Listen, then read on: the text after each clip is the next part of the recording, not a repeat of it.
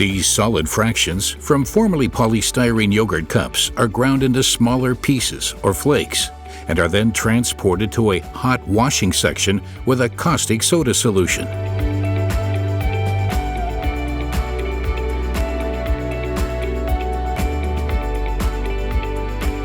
During this process, labels and colors on the outside, as well as food leftovers on the inside, are removed.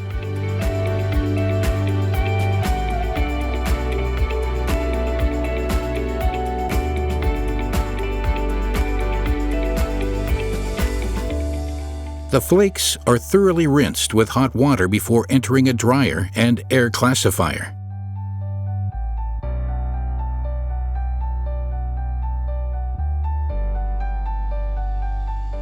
After this step, the purity of the polystyrene content is 96%.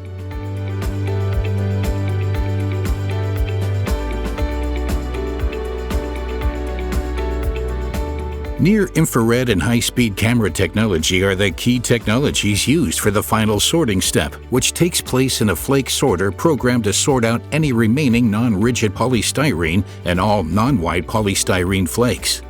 At the end of the process, recycled polystyrene achieves 99.9% plus purity.